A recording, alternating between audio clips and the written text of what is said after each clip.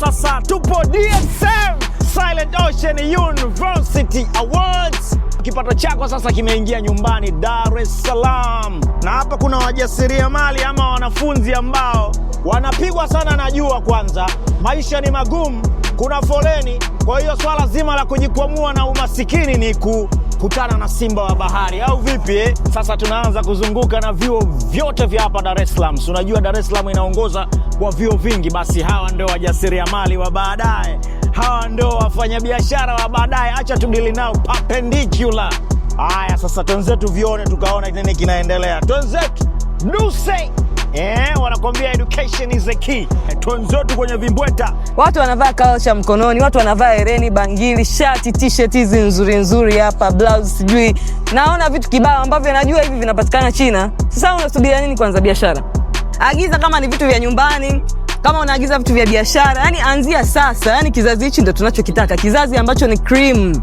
Kujitafakari mapema ni kuanza ujasiriamali na kuanza biashara ukiwa chuo, ili utakapomaliza chuo usipagawe. Yale masuala ya kukaa nyumbani miaka 4 mpaka mwanaume unawekwa kwenye ratiba ya kuosha vyombo, inakuwa sio kweli wanangu. Kwa hiyo tujitafute mapema kabla hatujaingia kwenye ishu nzima ya masuala ya ajira. Wengi hapa ni mawinga, sio? Basi umekutana na mtu sahihi sana, anaitwa Simba wa Bahari. Sisi ni wasafirishaji, tuna uwezo wa kukusafirishia chochote unachotamani wewe kufanya biashara. Chochote kile, mdogo mdogo tu ataanza kukuheshimu ukiwa hapa chuo wanangu, au vipi? Tujitafakari mapema. Hicho kipeperushi ulichopewa, ama mtu yote ukimwona amevaa t-shirt ya Silent Ocean, una uwezo wa kumuuliza swali lolote lile. Then TIA.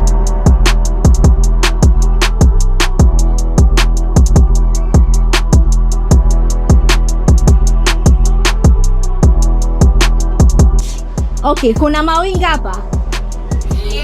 Kuna wafanyabiashara wajao? Kwani wafanyabiashara na mawinga ambao baadaye mkimaliza chuo uende ukawa na duka lako, ukawa na biashara yako, kipato chako ulichonacho kinatosha, unaweza ukaanza biashara na sisi tukakusafirishia mizigo yako kutoka nje.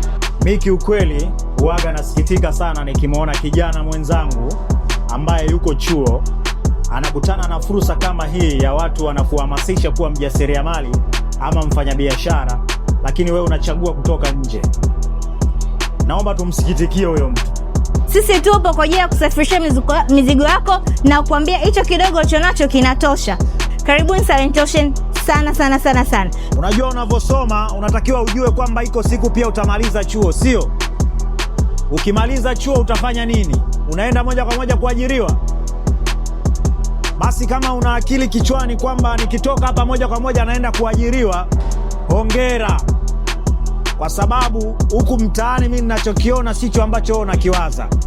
Ila nchi sasa hivi haina ajira za kutosha. Kwa hiyo wewe unaweza ukaanza kujiajiri ukiwa chuo. Una uwezo sasa hivi wa kuanza ujasiriamali mdogo mdogo ukiwa chuo, ili utakapomaliza tu chuo ukose ajira, tayari unakuwa tayari wewe ndio muajiri. Sasa unaanza kuajiri watu, biashara yako imekuwa. Mimi niko hapa kukukumbusha tu, wala sikulazimishi uwe mjasiriamali, sikulazimishi uwe mfanyabiashara.